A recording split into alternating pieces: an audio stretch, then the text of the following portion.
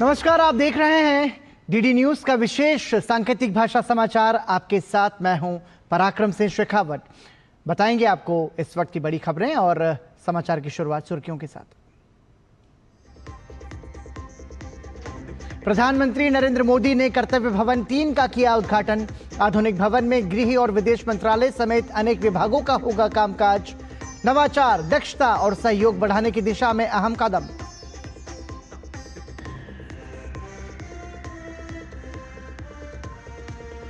प्रधानमंत्री नरेंद्र मोदी ने उत्तराखंड मुख्यमंत्री से फोन पर की बात।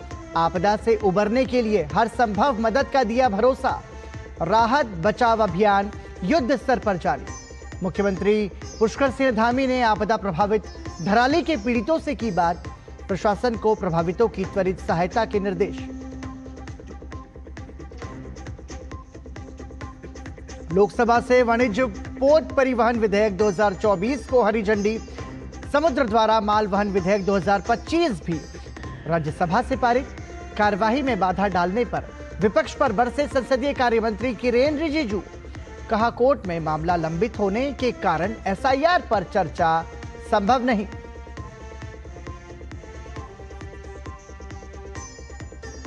रिजर्व बैंक ने रेपो रेट में नहीं किया कोई बदलाव।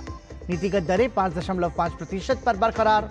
चालू वित्त वर्ष के लिए विकास दर का अनुमान 6.5% पर बरकरार। महंगाई के अनुमानों को 3.7% से घटाकर 3.1% किया गया। और रूस यूक्रेन शांति वार्ता की नई उम्मीद। मॉस्को पहुंचे डोनाल्ड ट्रंप के विशेष दूत स्टीव विटकोफ ने राष्ट्रपति पुतिन से की मुलाकात। ट्रंप ने रूस को संघर्ष रोकने की दी अंतिम तारीख। भारी टैक्स और कड़े आर्थिक कदम उठाने की दी चेतावनी।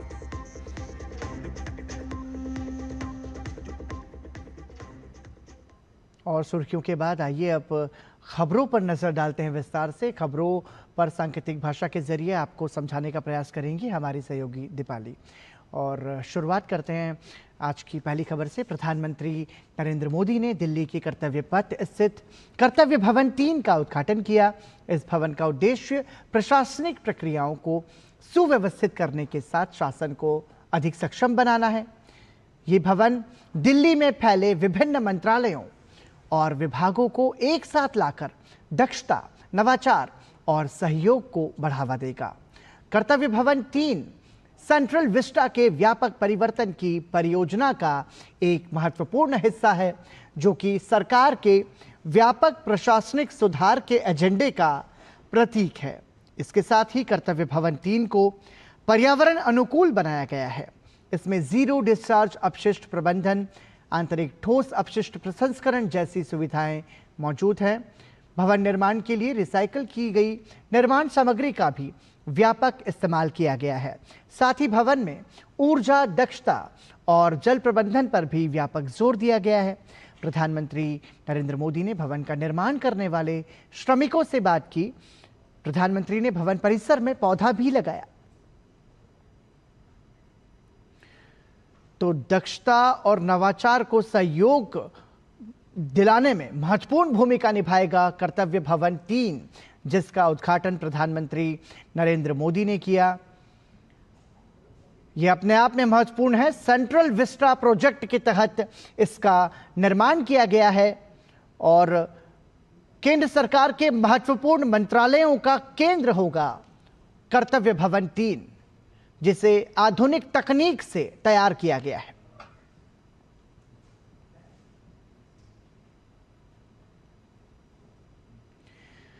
और आपको बता दें कि प्रधानमंत्री नरेंद्र मोदी ने दिल्ली के कर्तव्य पथ स्थित कर्तव्य भवन 3 का उद्घाटन किया।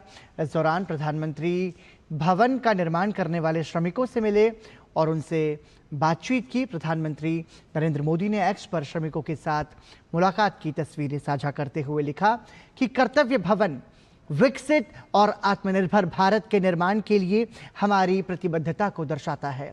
इसे गढ़ने वाले हमारे श्रम योगियों की अथक मेहनत और संकल्प शक्ति का आज देश साक्षी बना है। उनसे संवाद कर अत्यंत प्रसन्नता हुई है।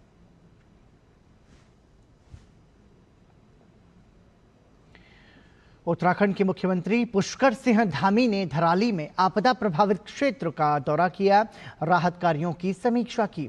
मुख्यमंत्री ने क्षेत्र के प्राकृतिक आपदा से प्रभावित लोगों से मुलाकात कर उनका हालचाल जाना। मुख्यमंत्री ने प्रभावित परिवारों को हर संभव सहायता का भरोसा दिलाया और राहत कार्यों की प्रगति की समीक्षा की।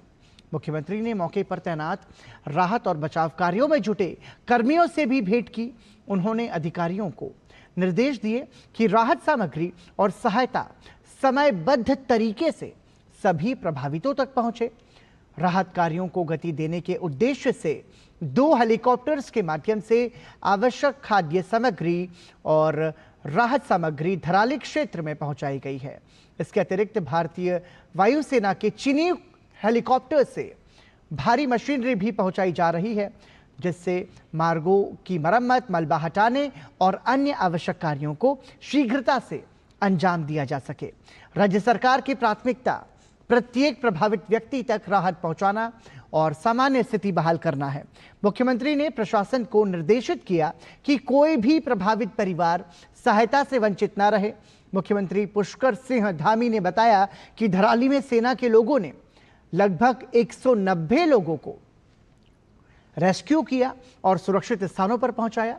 सभी घायलों के स्वास्थ्य की पूरी चिंता की जा रही है। सेना के लोगों ने 190 के करीब लोगों को रेस्क्यू किया है। धराली के दाहिनी तरफ से लगभग 120 लोग और धराली के बाईं तरफ से 70 लोगों को रेस्क्यू किया गया है। उनको सुरक्षित स्थानों पर पहुंचाया गया है। अभी घायलों को भी जो है वहाँ से रेस्क्यू करके उत्तरकाशी लाया जा रहा है। उसको वहाँ एम्स में जो जरूरी है उनको हायर सेंटर रेफर किया जाएगा। उत्तरकाशी के धराली में रेस्क्यू ऑपरेशन युद्ध स्तर पर जारी है। मुख्यमंत्री पुष्कर सिंह धामी खुद पूरी स्थिति पर नजर रखे हुए हैं और पल पल की अपडेट आला अधिकारियों से हासिल कर रहे हैं। इस वक्त युद्ध स्तर पर राहत बचाव कार्य चलाया जा रहा है, जिसमें सेना भी जुटी है। आपदा प्रभावित क्षेत्र से अब तक 190 लोगों को बचाया जा चुका है। रेस्क्यू करने के बाद लोगों को उत्तरकाशी लाया जा रहा है। गंगोत्री और धराली में 2 अतिरिक्त रेस्क्यू यूनिट तैनात की गई हैं।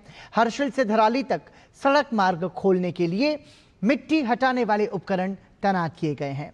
लापता लोगों का पता लगाने के लिए ड्रोन के साथ साथ स्निफर डॉग्स की मदद भी ली जा रही है। वहीं जैसे जैसे लोगों को निकाला जा रहा है, उन्हें फौरन चिकित्सीय सुविधाएं और भोजन उपलब्ध कराया जा रहा है।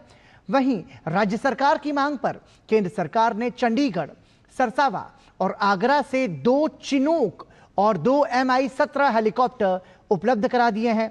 सड़क यातायात बहाल करने के लिए चिनूक हेलीकॉप्टर से भारी मशीनरी भी पहुंचाई जा रही है। बचाव अभियान में सेना के 125 अधिकारी और जवान, आईटीबीपी के 83 अधिकारी और जवान भी लगे हुए हैं। इधर बीआरओ के 6 अधिकारी 100 से अधिक मजदूरों के साथ बाधित सड़कों को खोलने में जुटे हुए हैं। स्वास्थ्य विभागों ने आपदा में घायलों को उपचार प्रदान करने के लिए दून मेडिकल कॉलेज, कोरोनेशन जिला अस्पताल और एम्स ऋषिकेश में बेड आरक्षित किए हैं। साथ ही विशेषज्ञ डॉक्टर्स का भी उत्तरकाशी के लिए उन्हें रवाना किया गया है। विशेष रूप से मनोचिकित्सक भी आपदाग्रस्त क्षेत्र में भेजे गए हैं। इस बीच मौके पर सेना, आईटीबीपी के साथ ही एसडीआरएफ, पुलिस, राजस्व विभाग की टीमें बचाव अभियान में जुटी हुई हैं। प्रशासन ने इंटर कॉलेज हर्षिल, जीएमवीएन और झाला में राहत शिविर बनाए हैं। एनआईएम और एसडीआरएफ लिमचागाड में अस्थायी पुल निर्माण में भी जुटे हुए हैं। भारतीय सेना ने धराली में बादल फटने से प्रभावित क्षेत्र में बचाव और राहत अभियान तेज कर दिया है। सेना ने त्वरित और समन्वित मानवीय सहायता और आपदा राहत अभियान यानी कि HADR शुरू किया है। इसके तहत पैदल सेना और इंजीनियरिंग टीमों सहित 225 से अधिक सैन्यकर्मी खोज, बचाव और राहत कार्यों के लिए जमीनी स्तर पर काम कर रहे हैं। मलबा हटाने और आवाजाही बहाल करने में सहायता के लिए इंजीनियर धराली पहुंच गए हैं। 7 टीमें टेकला के पास रिको रडार के साथ काम कर रही हैं। हर्षिल में स्नीफर डॉग्स तैनात हैं। रेस्क्यू अभियान में तेजी लाने के लिए हर्षिल में सैन्य हेलीपैड चालू हैं।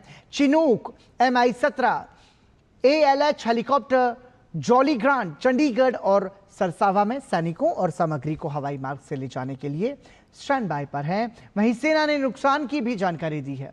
धराली में सिविल हेलीपैड भूस्खलन के कारण बंद पड़ा है, लेकिन इस चुनौती के बावजूद सेना बचाव और राहत कार्यों में स्थानीय प्रशासन की सहायता के लिए पूरी तरह से प्रतिबद्ध है। उत्तरकाशी के धराली में आई त्रासदी को लेकर आपदा कंट्रोल रूम में हुई बैठक के बाद आपदा सचिव विनोद कुमार सुमन ने बताया कि जिन क्षेत्रों में आपदा आने की संभावना है वहां लोगों को हटाया गया है और प्रभावितों के लिए रहने खाने की व्यवस्था की गई है। जब तक स्थिति सामान्य नहीं होगी तब तक प्रशासन के द्वारा उनकी व्यवस्था की जाएगी। इसके साथ ही 2 लोगों के शव मिलने की सूचना मिली है। रास्ता खोलने की कार्रवाई जारी है।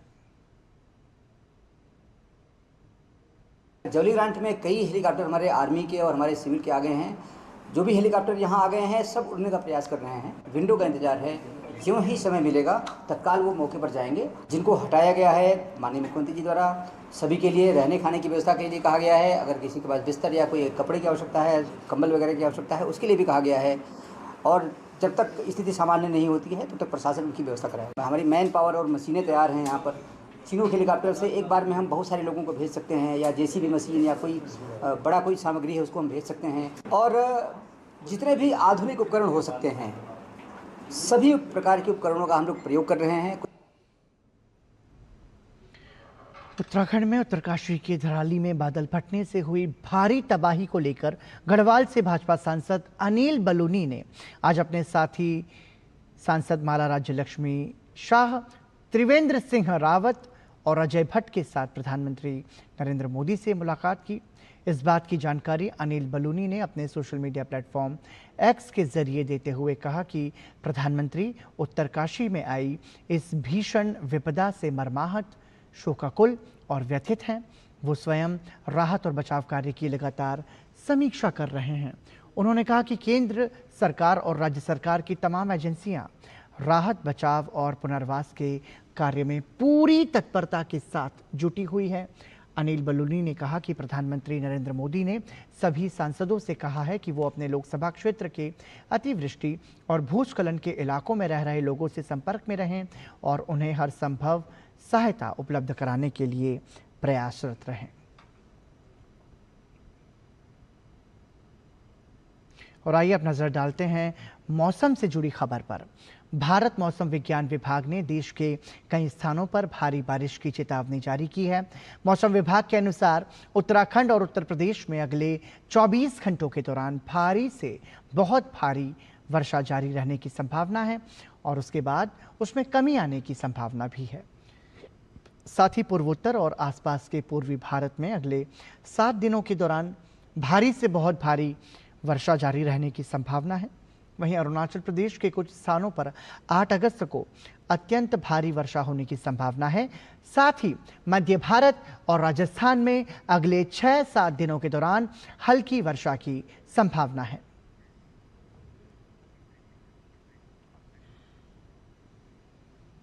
और यहाँ रुक रहे हैं एक छोटे से ब्रेक के लिए। आप देखते रहिए DD न्यूज़। एक बार फिर आपका स्वागत। आप देख रहे हैं DD न्यूज़ के विशेष सांकेतिक भाषा समाचार। लोकसभा और राज्यसभा में आज फिर विपक्ष के व्यवधान के कारण सदन की कार्यवाही बाधित रही। बिहार में विशेष पुनरीक्षण के मुद्दे पर विपक्ष के जोरदार विरोध के चलते दोनों सदनों में दोपहर के बाद भी गतिरोध जारी रहा। दोपहर 2 बजे लोकसभा में कार्यवाही शुरू होते ही विपक्षी सांसद वेल में आ गए और नारेबाजी शुरू करने लगे। संसदीय कार्य मंत्री किरेन रिजिजू ने कहा कि सरकार हर मुद्दे पर चर्चा के लिए तैयार है, लेकिन SIR का मामला सुप्रीम कोर्ट में विचाराधीन है, इसलिए इस पर चर्चा संसद के नियमों के खिलाफ होगी। The government has been very open to take up for discussion on any matter. On the issue of intensive revision of the electoral roll, on the issue of SIR, which they are disturbing the House from the day one. We all know that the matter is under consideration of the Honorable Supreme Court, and as such, it is a sub judice. Under Rule 186, Part 8, any matter can be discussed in the House only if it does not relate to a matter which is under adjudication by a court of law in a country. The party is trying to raise is clearly a sub judice, and so a discussion on this issue cannot be held in this House. व्यवधान के बीच ही लोकसभा में वाणिज्य पोत परिवहन विधेयक 2024 संशोधनों सहित पारित हो गया। बिल का उद्देश्य भारत की समुद्री कानूनों को अंतर्राष्ट्रीय संधियों के अनुरूप बनाना है। अंततः व्यवधान के बीच ही लोकसभा की कार्यवाही दिन भर के लिए स्थगित कर दी गई। इससे पहले वित्त मंत्री निर्मला सीतारमण ने मणिपुर राज्य के 2025-26 के लिए अनुमानित प्राप्तियों और व्ययों का विवरण पेश किया।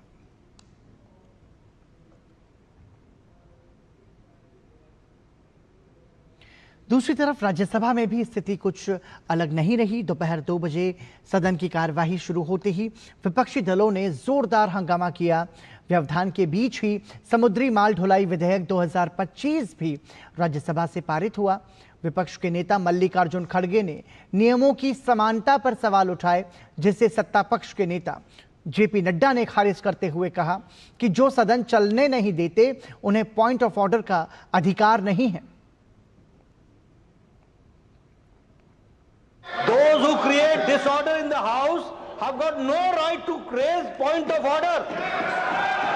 Only the persons who are trying to create disorder in the House, they have no right to talk about point of order. If you are so much interested, obey the rules accordingly. Otherwise, the chair direction is the final. नई दिल्ली में सोमवार को चाणक्यपुरी इलाके में कांग्रेस की महिला सांसद are सुधा से मॉर्निंग वॉक के समय कुख्यात लुटेरे ने चेन लूट ली। इस मामले में दिल्ली पुलिस ने तेजी दिखाते हुए 48 घंटे के अंदर चेन स्नैचिंग के आरोपी को गिरफ्तार कर लिया है। पुलिस के अनुसार आरोपी के पास से महिला सांसद की सोने की चेन बरामद कर ली गई है। गिरफ्तार आरोपी की पहचान 24 साल के सोहन रावत उर्फ सोन के रूप में हुई है। दिल्ली के ओखला क्षेत्र के हरकेश नगर निवासी आरोपी पर 26 मुकदमे दर्ज हैं।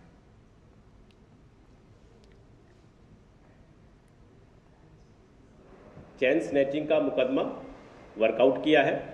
ये चेन स्नैचिंग 4 अगस्त को सुबह चाणक्यपुरी में रिपोर्ट हुआ था, जिसमें ऑनरेबल एमपी के साथ ये घटना दुर्भाग्यपूर्ण घटना घटी थी।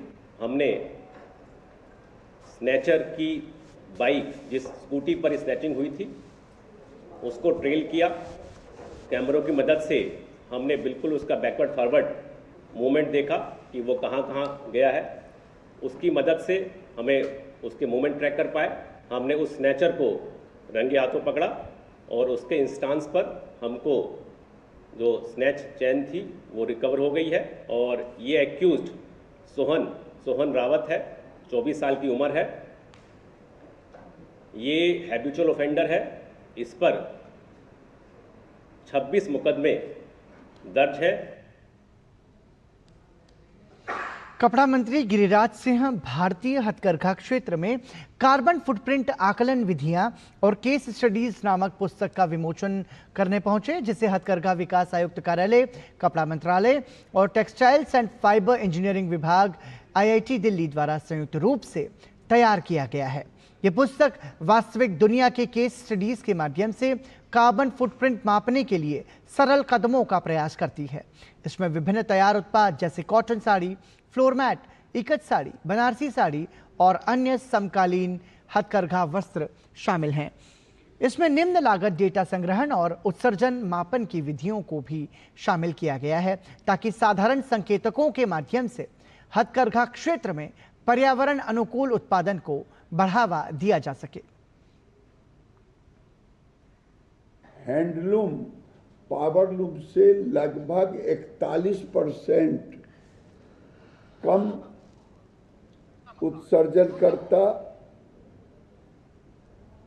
क्योंकि हैंडलूम के बुनाई, रंगाई, पैकेजिंग से 4 गुना अधिक कार्बन को पावरलूम लेता। कम पानी, कम ऊर्जा, कम कार्बन एमिशन, ज्यादा रोजगार। SDG 1 सरकारी योजना जैसे लाखपति दीदी जैसी पहल को गरीबी खत्म करने के दिशा में जब खर्चा कमेगा सारे चीज, तो हमारे बुनकरों की आमदनी बढ़ेगी। प्रधानमंत्री नरेंद्र मोदी ने देश में कपड़ा क्षेत्र के विकास के बारे में एक लेख साझा किया, जो केंद्रीय वस्त्र राज्य मंत्री पवित्रा मार्गेरिटा द्वारा लिखा गया है।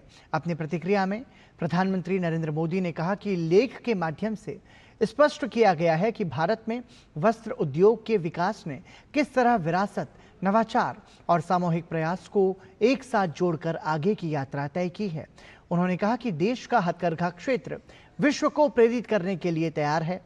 प्रधानमंत्री नरेंद्र मोदी ने आम नागरिकों से लेख को पढ़ने का आह्वान किया। दरअसल राष्ट्रीय हथकरघा दिवस से एक दिन पहले लिखे इस लेख में भारत के अतीत से लेकर भविष्य तक का जिक्र है, जो कपड़ा उद्योग के विकास की कहानी को धागे दर धागा, कहानी दर कहानी जोड़ता है।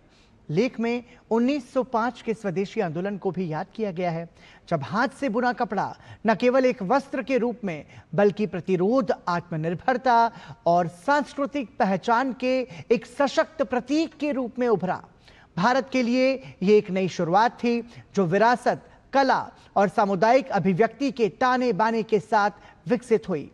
विदेश राज्य मंत्री द्वारा लिखे गए लेख में हथकरघा क्षेत्र में मिले रोजगार के अवसर का भी जिक्र है, जो न केवल ग्रामीण और अर्ध शहरी भारत में 35 लाख से अधिक बुनकरों और संबद्ध श्रमिकों को रोजगार देने का काम करता है, बल्कि इस क्षेत्र में 72% महिलाओं ने रोजगार पाकर सशक्तिकरण की दिशा में आगे का रास्ता भी तय किया है।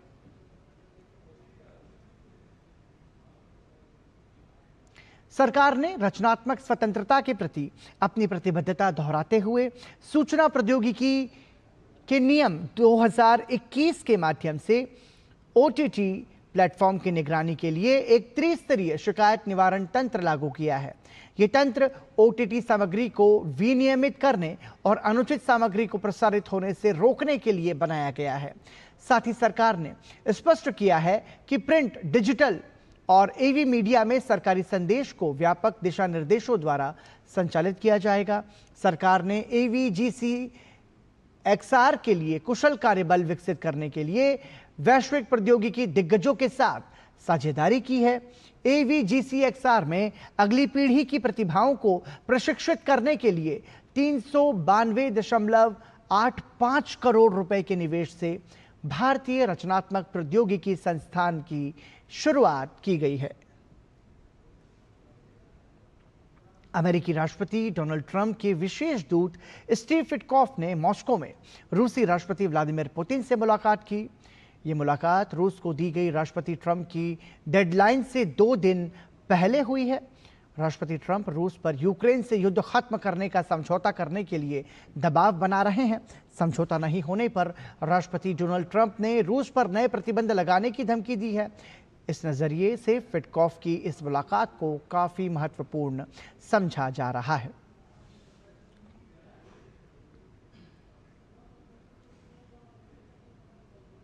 और इसी के साथ ही DD न्यूज़ के विशेष सांकेतिक भाषा समाचार में अभी के लिए इतना ही। मुझे और हमारी सांकेतिक भाषा की सहयोगी दीपाली को दीजिए अनुमति। नमस्कार।